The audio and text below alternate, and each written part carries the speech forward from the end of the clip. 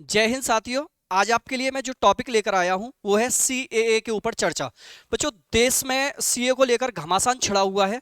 बहुत सारे राज्यों ने, बहुत सारी राजनीतिक पार्टियों ने सीए के लिए ये बोला है कि हम इसको अपने राज्यों में लागू नहीं करेंगे, जिसमें पश्चिम बंगाल की सरकार हो, चाहे केरल की सरकार हो, चाहे दिल्ली के सीएम केजरीवाल हो, उन्होंने लेकर इसको विरोध जताया है। ये है क्या सीए? आज इसकी पूरी जानकारी, पूरी डिटेल्स, जो चीजें आपने इसके बारे में नहीं जानी है उन चीजों को भी इसमें आज देखने का प्रयास करेंगे। तो देखोगे, सीए की अगर सबसे पहले बात की जाए तो सीए की फुल फॉर्म होती है सिटीजनशिप अमेंडमेंट एक्ट। क्या है सीए? जैसे कि मैंने इसमें बनाया हुआ है पूरे के पूरा डाटा। क्या है सीए बच्चों? इसकी फुल फॉर्म होती है सिटीजनशिप अमेंडमेंट एक्ट। हिंदी में इसको बोलेंगे नागरिकता संशोधन अधिनियम। सीए के बारे में अगर देखा जाए तो राष्ट्रपति ने इसको मंजूरी दी सीए को, और राष्ट्रपति ने सीए को मंजूरी दी 12 दिसंबर 2019 को राष्ट्रपति ने इसको मंजूरी दी, जबकि लोकसभा और राज्यसभा से पास हुआ 11 दिसंबर 2019 को। लोकसभा राज्यसभा में 11 दिसंबर 2019 को पास हुआ और 12 दिसंबर को इसको राष्ट्रपति ने मंजूरी दे दी। इसके पक्ष में 125 वोट पड़े, जबकि इसके विपक्ष में 105 वोट पड़े, और ये 11 मार्च 2024 को पूरे देश में लागू हो गया। अभी जो 11 मार्च निकला है, सीए पूरे देश में लागू कर दिया गया है। लेकिन कहां कहां सीए लागू नहीं हुआ है, इस पर भी हम चर्चा करेंगे। वीडियो में बने रहें सभी लोग। आगे देखोगे, इसमें ये दिया हुआ है कि सीए के लिए क्या प्रावधान है। बच्चों, आपको सभी को पता है जो नागरिकता अधिनियम है, भारत में एक ही नागरिकता अधिनियम बना है अभी तक, 1955 का नागरिकता अधिनियम। इस 1955 के नागरिकता अधिनियम में अब तक 6 बार संशोधन हो चुका है, जिसमें पहली बार संशोधन हुआ 1986 में, दूसरी बार हुआ 1992 में, तीसरी बार हुआ 2003 में, चौथी बार हुआ 2005 में, पांचवी बार हुआ 2015 में, और छठी बार हुआ 2019 में। अब जो 2019 में जो प्रावधान हुआ है वो सीएए के लिए प्रावधान किया गया है। जैसा कि इसमें लिखा हुआ है कि जिस नागरिकता अधिनियम को संशोधित किया गया है वह साल 1955 में अस्तित्व में आया था। इस कानून को अब तक 6 बार संशोधित किया जा चुका है। 1986, 1992, 2003, 2005, 2015 और 2019 में इसको संशोधित किया जा चुका है। इसके प्रावधान की अगर बात करें, इस प्रावधान के तहत यह बोला गया है कि 3 देशों के अल्पसंख्यकों को, 3 देश कौन कौन से? बांग्लादेश, पाकिस्तान और अफगानिस्तान।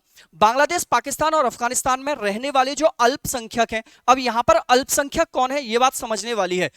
मुसलमानों को छोड़कर, बांग्लादेश, पाकिस्तान और अफगानिस्तान में मुसलमानों को छोड़कर जितने भी धर्मों के लोग रहते हैं वो सब के सब अल्पसंख्यक हैं। तो इसमें यह बोला गया है कि इसमें पाकिस्तान, बांग्लादेश और अफगानिस्तान में रहने वाले 6 धर्मों के लोगों को भारत की नागरिकता मिलेगी। अब ये 6 धर्म कौन कौन से हैं? इसमें हिंदू, सिख, बौद्ध, जैन, पारसी और ईसाई धर्म को शामिल किया गया है। अब इसमें आगे बताया गया है कि इन 6 धर्मों से संबंध रखने वाले जिन प्रवासियों ने 31 दिसंबर 2014, ये बहुत ही इंपॉर्टेंट डेट है इसमें, कि 31 दिसंबर 2014 से भारत में प्रवेश कर लिया है, उन्हें यह नागरिकता दी जाएगी। यह नागरिकता इन्हें देशीयकरण के आधार पर दी जाएगी। बच्चों, देशीयकरण को इंग्लिश में नेचुरलाइजेशन बोलते हैं। क्या बोलते हैं? नेचुरलाइजेशन इसको बोला जाता है। देशीयकरण में क्या होता है? नागरिकता जो मिलती है हमारे देश में, एक पॉइंट मैं आपको समझा देता हूं यहां पर, एक वर्ड लेकर स्क्रीन, कि हमारे यहां पर 1955 का ये नागरिकता अधिनियम ये कहता है कि 1955 के नागरिकता अधिनियम के तहत नागरिकता प्राप्ति के 5 आधार हैं।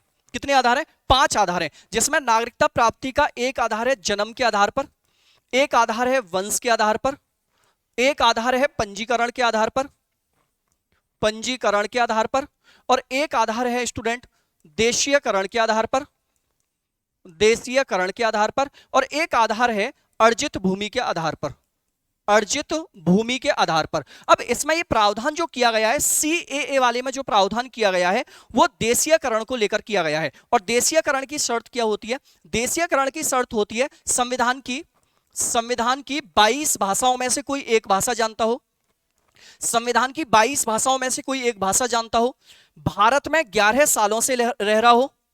कितने सालों से? भारत में 11 सालों से रह रहा हो, विज्ञान या कला में विशिष्ट योग्यता रखता हो, विज्ञान या कला में से विशिष्ट योग्यता रखता हो। यह शर्त होती है देशीयकरण की। अब जो नागरिकता दी जा रही है, मैं इसी पेज पर आता हूं, जो नागरिकता दी जा रही है वो किसके आधार पर दी जा रही है? देशीयकरण के आधार पर नागरिकता दी जा रही है, लेकिन इसमें भी बहुत सारे प्रावधान चेंज कर दिए गए हैं, बदल दिए गए हैं। वहीं संशोधित कानून में बिना वैध दस्तावेजों अगर कोई भी पाकिस्तान, बांग्लादेश और अफगानिस्तान से व्यक्ति भारत आया हुआ है और उसके पास में वैध दस्तावेज नहीं है, तब भी उसको भारत की नागरिकता दी जाएगी।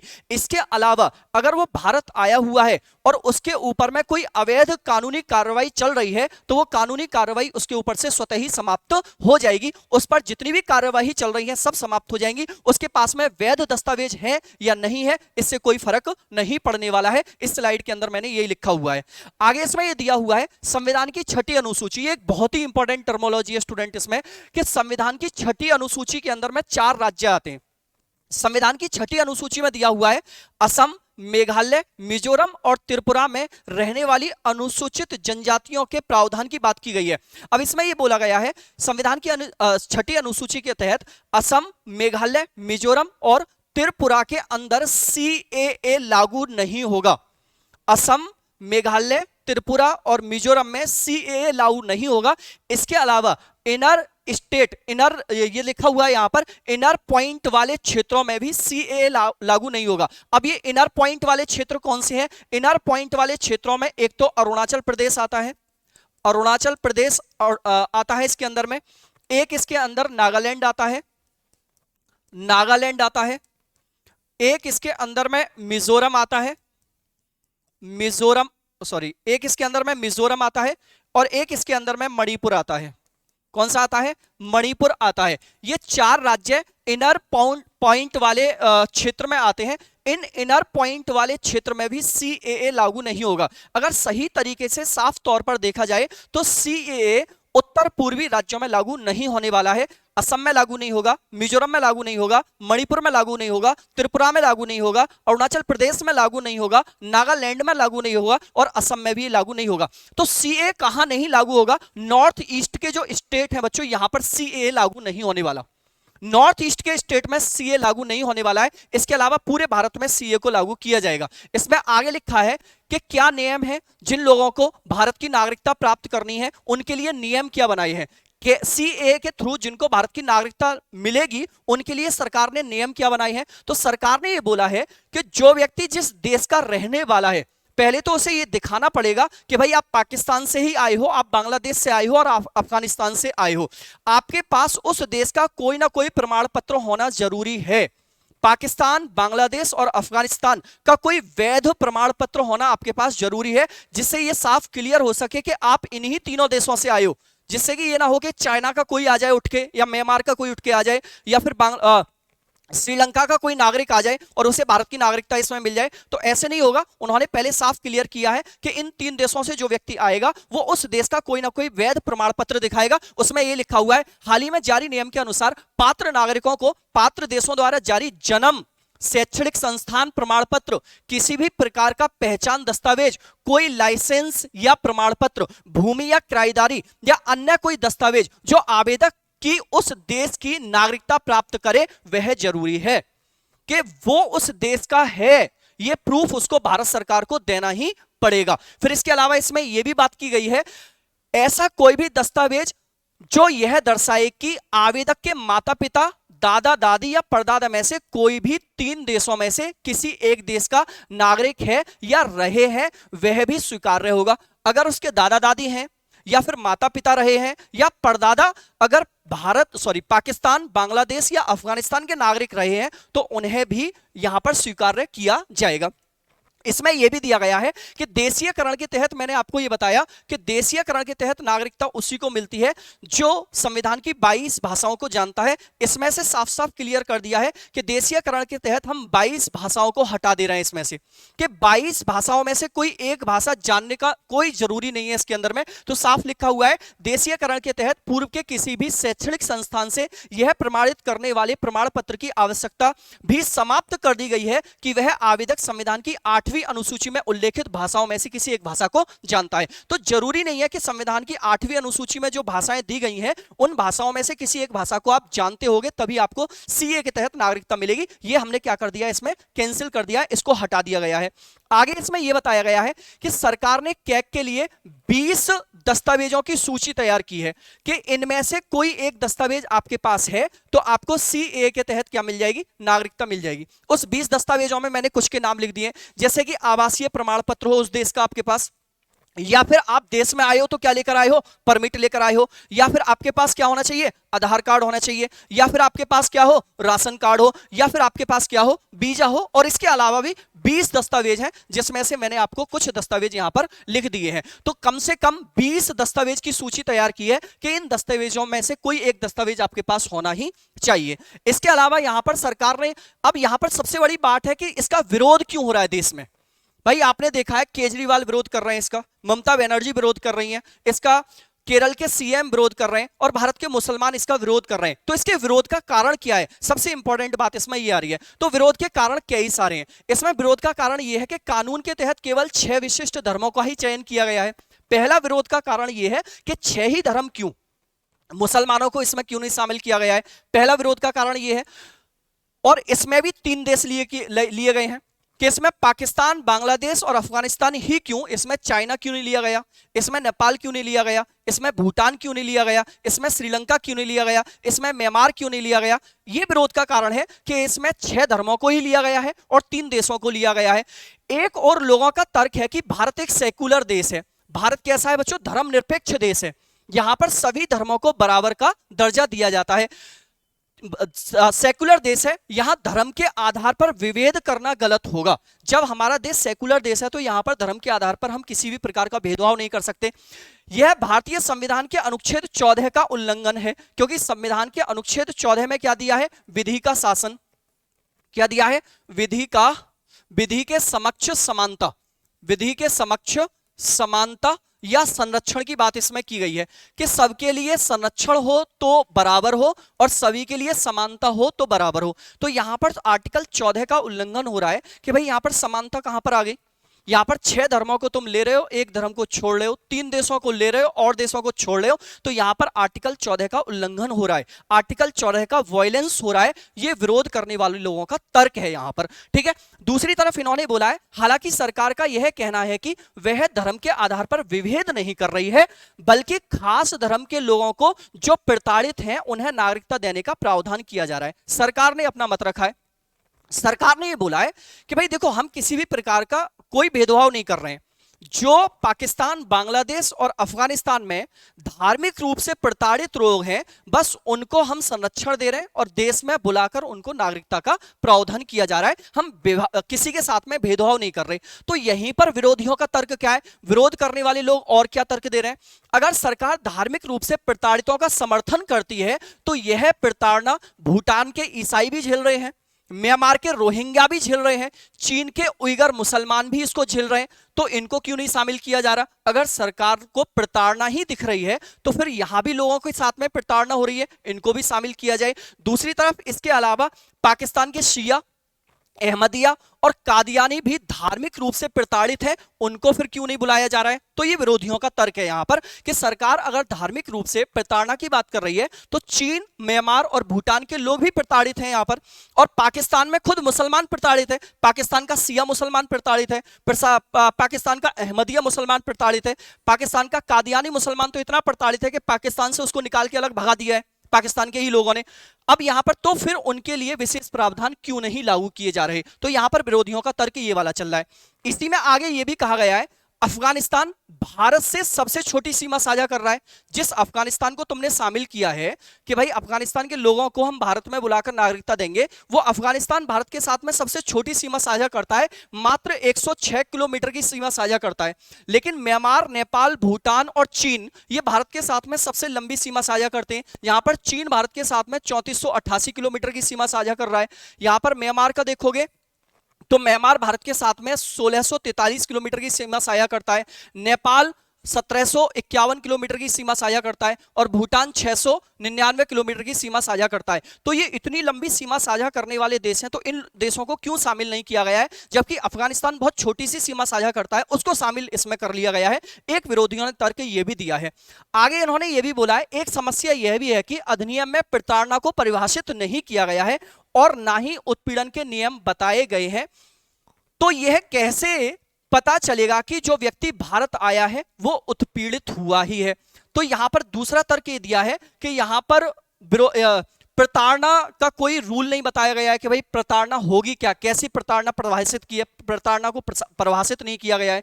दूसरी बात, इसमें उत्पीड़न का कोई नियम नहीं बताया गया है। और जो व्यक्ति पाकिस्तान से या बांग्लादेश से या अफगानिस्तान से भारत आया है वो प्रताड़ित ही होगा, इस बात की क्या गारंटी है?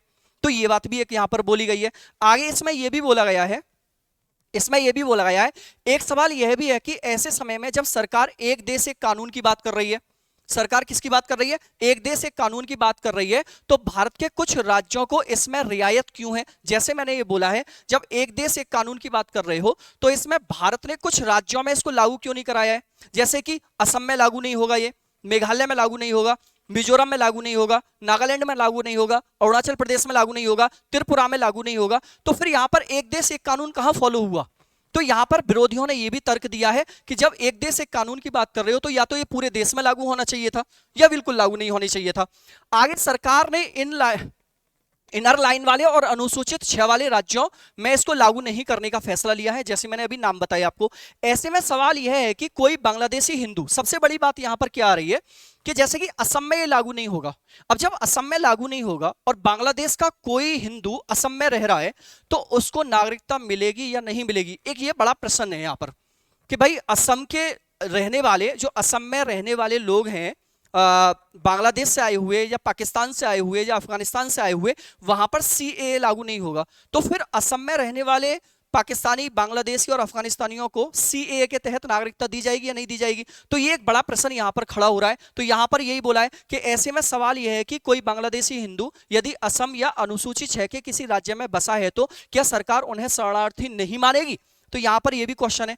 आगे इसमें यह भी कहा गया है ऐसे लोगों की नागरिकता कैसे सुनिश्चित की जाएगी, इस बारे में भी कोई कानून साफ नहीं किया गया है कि बांग्लादेश का अगर कोई हिंदू असम में रह रहा है तो वो नागरिक होगा या नहीं होगा, और होगा तो किस आधार पर होगा, इस बारे में कानून में कोई सफाई नहीं दी गई है। आगे इसमें यह भी कहा गया है, इसके अलावा एक समस्या यह भी है, इसमें भारत की संघीय व्यवस्था को खतरा होने का अंदेशा जताया जा रहा है। बिल्कुल सही बात है बच्चों, बाहर के लोग जब बाहर आएंगे भारत के अंदर, इससे भारत की संघीय व्यवस्था पर खतरा मंडरा सकता है, कोई टेररिस्ट भी हो सकता है, आतंकवाद हमारे देश में पहले से ही पनपा हुआ है, इसको लेकर और भी ज्यादा हमारे देश में चीजें बढ़ सकती हैं। तो इसको लेकर भी विरोधियों ने एक तर्क दिया है कि हमारी आंतरिक संघीय व्यवस्था को खतरा हो सकता है। इसमें यह दिया है कि केरल और पश्चिम बंगाल सहित कई राज्यों ने कहा है कि हम अपने राज्य में सीए को लागू नहीं करेंगे, जैसे मैंने आपको बताया है। इसमें आगे इसमें विरोध में यह तर्क दिया गया है, लेकिन नए नियमों के तहत राज्यों की शक्तियां सीमित कर दी गई हैं। जैसे एक बात है, इसमें बंगाल, पश्चिम बंगाल, केरल या कुछ और राज्य ये कह रहे हैं कि हम अपने राज्य में सीएए को लागू नहीं करेंगे। तो यहां पर यह बात समझने वाली होगी इन राज्यों को कि राज्यों की शक्तियां इस मामले में सीमित हैं। पहले क्या होता था, पहले के टाइम पर नागरिकता के लिए जिला कलेक्टर होता था, उसके लिए आवेदन करना होता था, और जो जिला कलेक्टर था वो राज्य सरकार के नियंत्रण में काम करता था। लेकिन इसमें इस प्रावधान को खत्म कर दिया है, राज्य सरकार की शक्ति को इसमें खत्म कर दिया है। राज्य सरकार इसमें कुछ नहीं करेगी और राज्य सरकार को सीएए को अपने राज्य में लागू करना ही पड़ेगा किसी भी कंडीशन में। तो ये सारी की सारी बातें इसके अंदर में लिखी हुई हैं। इसमें आगे लिखा है, इसके अतिरिक्त कानून में आंतरिक विरोधाभास भी है। 1955 की धारा 6A के तहत उन लोगों को भी नागरिकता प्रदान करता है जो 24 मार्च 1971 से पहले असम आ गए थे। अब देखो यहां पर एक बहुत समझने वाली बात है कि 24 मार्च 1971 से पहले, क्योंकि 1971 में बांग्लादेश एक नया देश बना, 24 मार्च 1971 को बांग्लादेश एक नया देश बना, और उससे पहले जो व्यक्ति बांग्लादेश को छोड़कर भारत में आ गए या असम में आ गए, उनको भारत का नागरिक मान लिया गया है। लेकिन इस कानून के तहत क्या बोला है, 1971 के बाद और 31 दिसंबर 2014 से पहले जो व्यक्ति भारत आ गया है उसको भारत की नागरिकता दी जाएगी, जैसे कि इसमें लिखा हुआ है। लेकिन सीए 2019 के अनुसार 1971 के बाद लेकिन 31 दिसंबर 2014 से पहले आए नागरिकों को भी नागरिकता प्रदान की जाएगी। वहीं 31 दिसंबर 2014 की तारीख का औचित्य भी नहीं बताया गया है, क्योंकि वर्ष 2014 में कोई ऐसा प्रवासी संकट भारत के सामने नहीं आया है।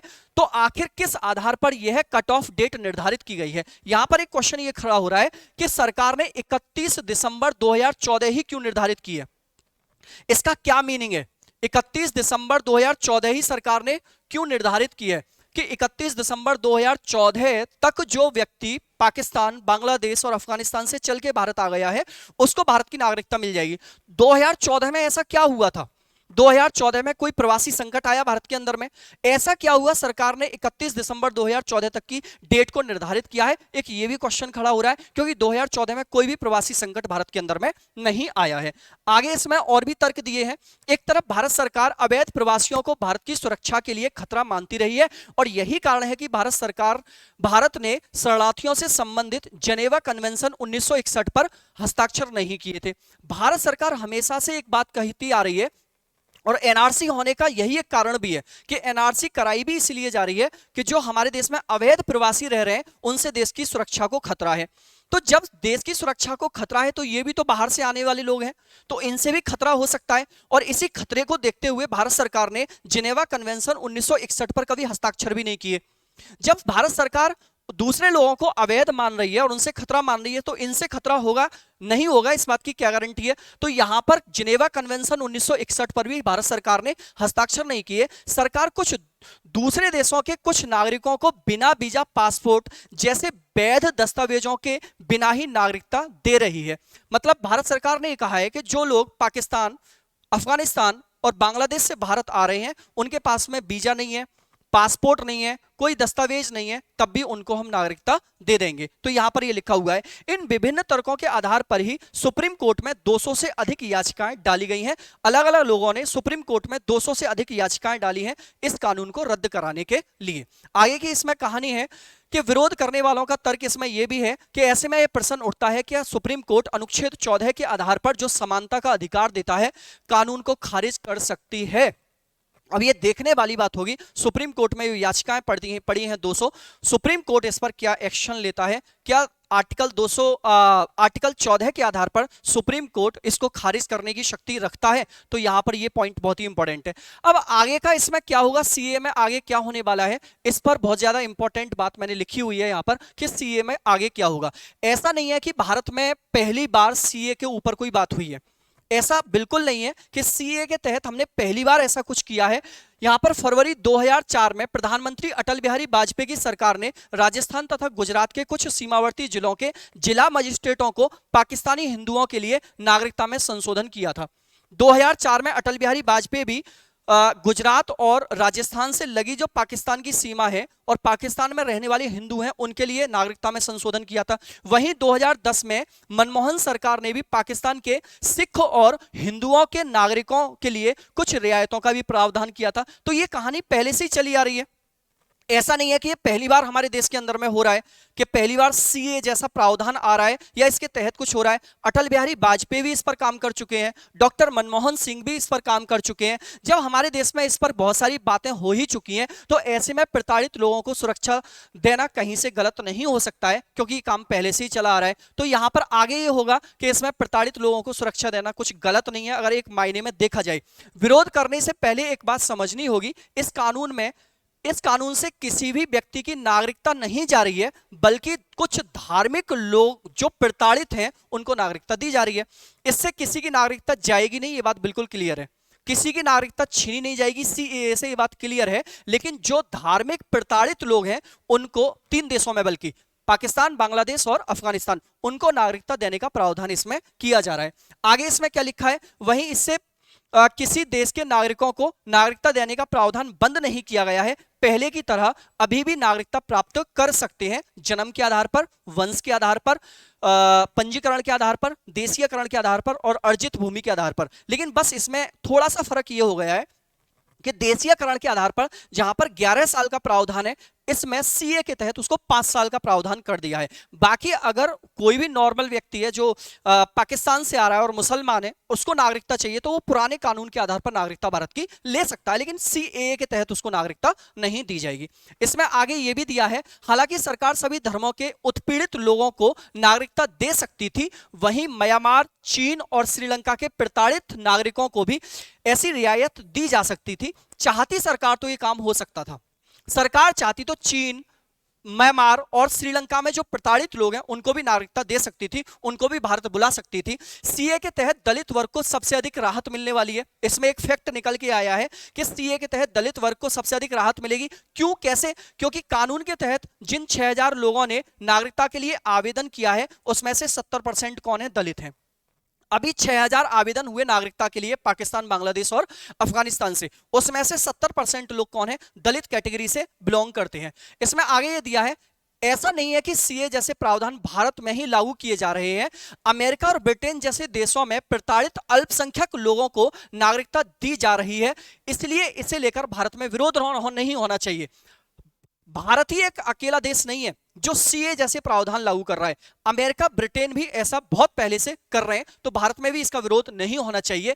फिर भी सरकार को यह प्रयास करना चाहिए सभी हितधारकों को विश्वास में लिया जाए। साथ ही सरकार सभी धार्मिक समुदाय के सदस्यों को लेकर एक समिति का गठन करे और समिति अपनी जो रिपोर्ट दे उसके आधार पर कानून में बदलाव किए जाए। सरकार को फिर भी यह चाहिए कि अगर इसको लेकर किसी प्रकार का विरोध हो रहा है, अगर इसको लेकर बहुत सारा वर्ग नाराज है, बहुत सारे लोग नाराज हैं, तो सरकार सभी लोगों को विश्वास में ले, एक समिति बनाए और समिति की जो रिपोर्ट आए उसके आधार पर कानून में एक बदलाव करे। ऐसा किया जा सकता है देश में शांति व्यवस्था को बनाए रखने के लिए। इसमें एक पॉइंट यह भी है बच्चों, सरकार ओपन डिबेट भी करा सकती है और सरकार ओपन डिबेट के माध्यम से जो लोग राय दे रहे हैं, जो मशवरा दे रहे हैं, उसके आधार पर भी आगे बढ़ सकती है। और सबसे इंपॉर्टेंट बात और लास्ट बात बच्चों, सरकार को असम और इनर लाइन परमिट और एनआरसी जैसे मुद्दे पर भी विचार करना चाहिए कि असम में यह कानून क्यों नहीं लागू हो रहा है, इनर लाइन परमिट में यह कानून क्यों नहीं लागू हो रहा है, और एनआरसी को लेकर जो विरोधाभास है वो भी सरकार को विचार मुद्दा जो है विचार योग्य है। तो बच्चों ये जो न्यूज़ थी सबके सब मैंने सीएए से रिलेटेड थी। इसमें बहुत सारे ऐसे प्रावधान थे जो आप लोगों ने पहले नहीं पढ़े होंगे। यहीं पर बच्चों इस वीडियो में अगर आपको पसंद आए तो वीडियो को लाइक जरूर करें, शेयर भी करें और अपना जो भी सुझाव है वो कमेंट बॉक्स में जरूर लिखें। मैं लेता हूं आपसे